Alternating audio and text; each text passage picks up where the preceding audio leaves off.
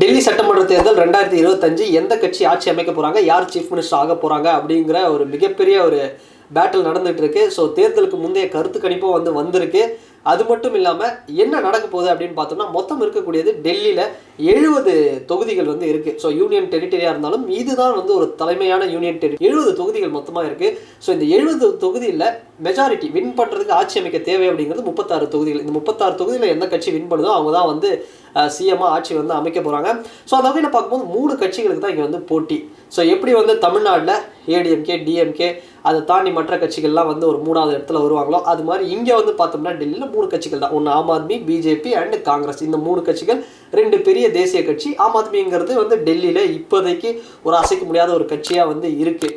So இந்த ஆம் ஆத்மி கட்சியை நம்ம ஃபஸ்ட்டு பார்த்துருவோம். ஆம் ஆத்மிக்கு இருக்கக்கூடிய பாசிட்டிவ்ஸ் நெகட்டிவ்ஸ் என்ன அப்படின்லாம் பார்த்தோம்னா, இந்த கட்சி அப்படிங்கிறது பக்கத்தில் இருக்கக்கூடிய ஸ்டேட்டான பஞ்சாபில் ஆட்சி அமைக்கிறாங்க. அது ஒரு மிகப்பெரிய பலம் அப்படின்னே சொல்லலாம்.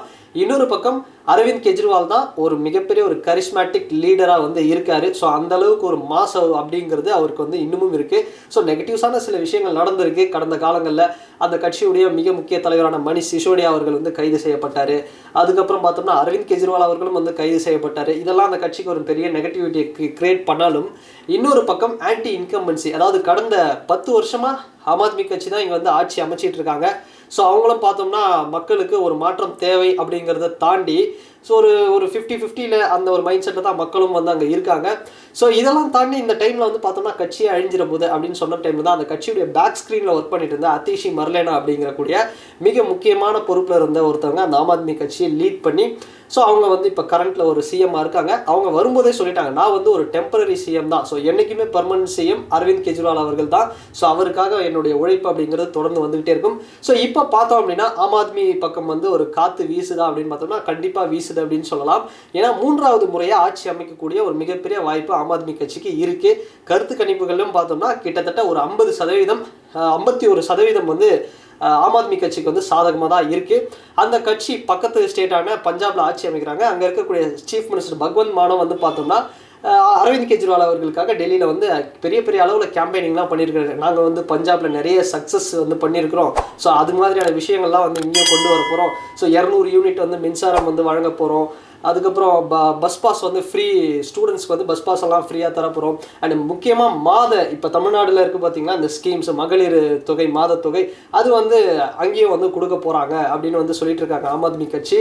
கிட்டத்தட்ட 2100 ரூபா கொடுக்க போகிறாங்க அப்படின்னு சொன்னதுனால இப்போ பெண்களுடைய ஓட்டு அப்படிங்கிறது ஆம் ஆத்மிக்கு கணிசமாக இருக்குது. ஸோ இந்த ஒரு ஸ்கீம்ஸ் எல்லாம் சொன்னதுக்கப்புறமும் இன்னும் பெரிய அளவில் ஒரு சப்போர்ட் இருக்குது அப்படின்னே சொல்லலாம். ஸோ கிட்டத்தட்ட பெண்கள் ஓட்டு, அங்கே இருக்கக்கூடிய மைனாரிட்டிஸ் ஓட்டு எல்லாமே ஆம் ஆத்மிக்கு ஒரு ஃபேவராக இருக்குது. ஸோ 3வது முறை ஒரு ஹேட்ரிக் அடிக்கக்கூடிய ஒரு பெரிய அளவில் வாய்ப்பு இருக்குன்னே சொல்லலாம்.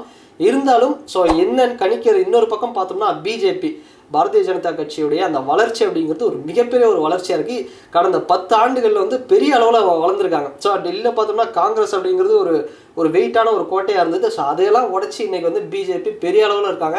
அவங்களும் கிட்டத்தட்ட பார்த்தோம் அப்படின்னா அந்த 70 தொகுதிகளில் பிஜேபி ஒரு 30 தொகுதி வின் பண்ணுற அளவுக்கு ஒரு பவர், அந்த அளவுக்கு ஒரு மாஸ் அவங்களுக்கு கூடிருச்சு. ஸோ அதுக்கு காரணம் ஆம் ஆத்மியில் இருக்கக்கூடிய முக்கியமான தலைவர்கள்லாம் அரெஸ்ட் ஆனது. ஸோ நிறைய விஷயங்களை இவங்க சரியாக ஹேண்டில் பண்ணலை. ஸோ ரீசெண்டாக டெல்லியுடைய ஏர் பொல்யூஷனாக இருக்கட்டும், வாட்டர் மேனேஜ்மெண்ட்டாக இருக்கட்டும், வாட்டர் கிரைசிஸ், இதெல்லாமே பார்த்தோம்னா நிறைய ஃபெயில் பண்ணிட்டாங்க. அரவிந்த் கெஜ்ரிவால் சும்மா ஒரு போலியாக இது பண்ணிட்டு இருக்காரு, அவர் ஒரு குற்றவாளி அப்படிங்கிற மாதிரி மக்கள்கிட்ட ஒரு செட்டப் பண்ணிட்டாங்க. ஸோ ஆம் ஆத்மி என்ன ஸ்கீம்ஸ் சொல்கிறாங்களோ அதை விட ஒரு படி மேலே இவங்களும் சும்மா அள்ளி வீசிக்கிட்டு இருக்காங்க. நாங்களும் பெரிய அளவில் திட்டங்கள்லாம் வச்சுருக்கோம். நாங்களும் மகளிர், அவங்க 2100 ரூபா தான் தருவாங்க, நாங்கள் 2500 ரூபா தருவோம் மகளிர் தொகை, அப்புறம் விவசாயிகளுக்கு பல திட்டங்கள், இது மாதிரி நிறைய சொல்லிட்டு இருக்காங்க. ஸோ பிஜேபிக்கும் பார்த்தோம் அப்படின்னா ஒரு மிகப்பெரிய வாய்ப்பு இருக்குது அப்படின்னு சொன்னாலும் செகண்ட் பிளேஸில் வரக்கூடிய வாய்ப்பு இருக்குது.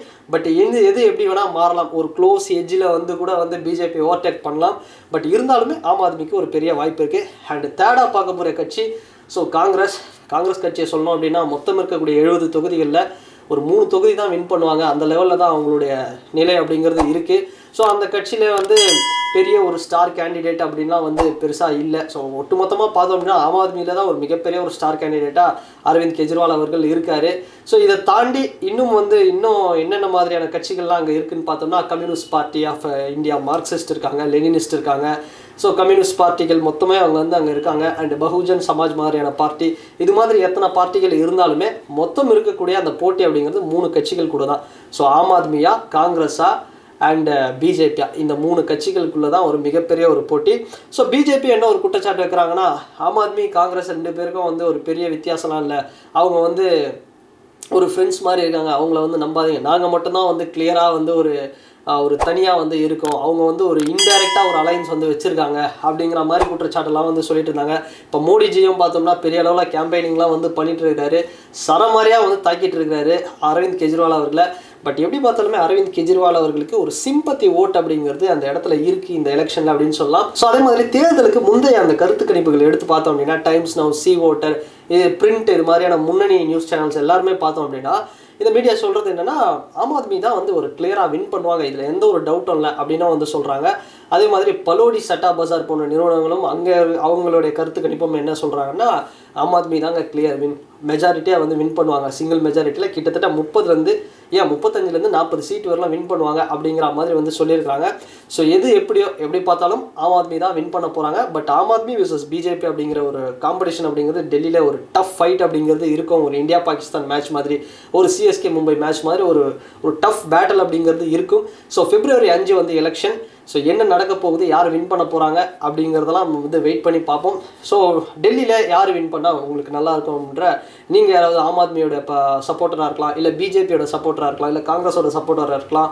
ஸோ யார் வின் பண்ணால் இங்கே நல்லா இருக்கும், இன்னும் டெல்லியோட டெவலப்மெண்ட் எப்படி இருக்கும் அப்படிங்கிறக்கூடிய உங்களுடைய கருத்து கணிப்புகளை இந்த கமெண்ட் செக்ஷனில் மறக்காமல் வந்து கமெண்ட் பண்ணுங்கள். அண்ட் வேறு ஒரு வீடியோவில் வேறு ஒரு கான்டென்ட்டில் நான் உங்களை பார்க்குறேன்.